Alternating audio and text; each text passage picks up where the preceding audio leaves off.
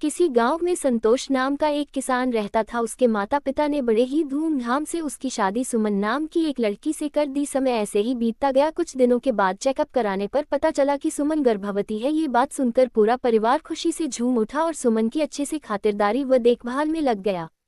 गर्भ का पूरा समय हो जाने के पश्चात सुमन ने एक सुंदर सी कन्या को जन्म देती है। कन्या के पैदा होने पर उसके परिवार में खुशी से ज्यादा दुख का अनुभव करते हैं, लेकिन धीरे धीरे समय बीतता गया। कुछ सालों में सुमन ने 2 कन्याओं को जन्म दिया। 2 बेटियां हो जाने के कारण अब सब लोग सुमन को भला बुरा व परेशान करने लग बोलते कि हम दो लड़कियों का बोझ कैसे उठाएंगे। सुमन तू कलंकनी है, हमारे परिवार को चिराग भी नहीं दे सकती।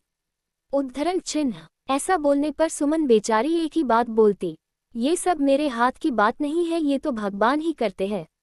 ये बात सुनकर उसके घरवाले उसको बात बात पर प्रताड़ित करते। संतोष भी हमेशा अपने घरवालों का ही पक्ष लेता। सुमन सबकी बातें चुपचाप सुनती रहती, कभी भी अपने घरवालों को कुछ नहीं बोलती। कुछ समय बीत जाने पर सुमन एक बार फिर से गर्भवती होती है, लेकिन इस बार भी सुमन एक सुंदर कन्या को जन्म देती है। फिर से लड़की हो जाने पर संतोष और उसके घरवाले बहुत परेशान हो जाते हैं। अपने घरवालों के कहने पर संतोष उस लड़की को उठाकर एक कब्रिस्तान में छोड़ आता है। वापस आने पर उसके मन में एक अजीब सी कल्पना जन्म लेती है। वो बहुत परेशान हो जाता है। मन के नहीं मानने पर वो उस लड़की को देखने कब्रिस्तान जाता है। वो देखता है कि लड़की जोर जोर से रो रही है, भूख के मारे बिलख रही है। अपनी बच्ची को रोते हुए देख उसका मन पिघल जाता है और वह उस बच्ची को उठाकर घर ले आता है। उस लड़की को वापस ले आने पर संतोष के घरवाले उसको बहुत बुरा भला कहते हैं, लेकिन संतोष चुप रहकर सब सुन लेता है। अब एक दिन संतोष की माँ और उसकी दोनों बड़ी बेटियां कहीं किसी दूसरे गाँव जा रहे होते हैं, लेकिन रास्ते में मोटर का एक्सीडेंट हो जाता है, जिसमें संतोष की माँ और उसकी दोनों बेटियों की मृत्यु हो जाती है। ये खबर सुनकर संतोष और सुमन बहुत दुखी होते हैं, लेकिन समय के साथ साथ सब अपने जीवन में व्यस्त हो जाते और इस घटना को भूल जाते हैं। अब संतोष के मन में फिर से विचार आता है कि उसका भी एक बेटा होना चाहिए जो बुढ़ापे में उसका सहारा बने। अब संतोष और सुमन अपना पारिवारिक जीवन जीने में व्यस्त हो जाते हैं। डॉक्टर द्वारा चेकअप कराने पर पता चलता है कि सुमन फिर से गर्भवती है। ये बात सुनकर संतोष को लगा कि इस बार जरूर उसको पुत्र रत्न की प्राप्ति होगी। ऐसा सोचकर वो सब सुमन का अच्छे से ध्यान रखने लगे। इस बार भगवान ने भी संतोष की सुन ली और इस बार सुमन 2 सुंदर जुड़वा लड़कों को जन्म देती है। लड़कों के पैदा होने पर संतोष और उसके परिवार वाले बहुत खुश होते हैं। घर में खुशी का माहौल हो जाता है। गीत संगीत का आयोजन व भोज का प्रबंध उसके परिवार के लोगों द्वारा बड़े ही धूमधाम से किया जाता है। धीरे धीरे दोनों लड़के बड़े होने लगते हैं। दोनों दाखिला अच्छे स्कूल में कराया जाता है। घर वालों द्वारा दोनों लड़कों को उनकी इच्छा के अनुसार हर वस्तु को उपलब्ध कराते हैं, लेकिन उस बेटी को घर के कामों में व्यस्त रखते, न ही उसको पढ़ने के लिए भेजते और वो नादान बेटी अपने माँ बाप दोनों को खुश देखकर ही प्रफुल्लित हो जाती। कभी किसी बात की जिद। धीरे धीरे समय बीतता जाता है। अब संतोष के तीनों बच्चे शादी योग्य हो जाते हैं, लेकिन संतोष अपने दोनों लड़कों की शादी बड़ी लड़की से पहले करने का विचार बना लेता है। एक अच्छे परिवार का रिश्ता आने पर संतोष अपने दोनों बेटों की शादी बड़े धूमधाम से कर देता है। दोनों लड़के अपने अपने परिवार को लेकर शहर चले जाते। शहर पहुंचने पर दोनों लड़के अपने पारिवारिक जीवन में व्यस्त हो जाते हैं और कभी भी अपने माता पिता का हाल चाल नहीं पूछते हैं। अपने बेटों के ऐसा किए जाने पर दोनों बहुत ही दुखी रहने लगते हैं। अब संतोष अपनी उस लड़की की शादी करने के लिए बोलता है जिसको वो कब्रिस्तान में छोड़कर आया था, लेकिन वो लड़की शादी करने से मना कर देती है। संतोष और सुमन दोनों उस लड़की से पूछते हैं कि बेटी तू अपनी शादी क्यों नहीं करवाना चाहती है, तो उसने कहा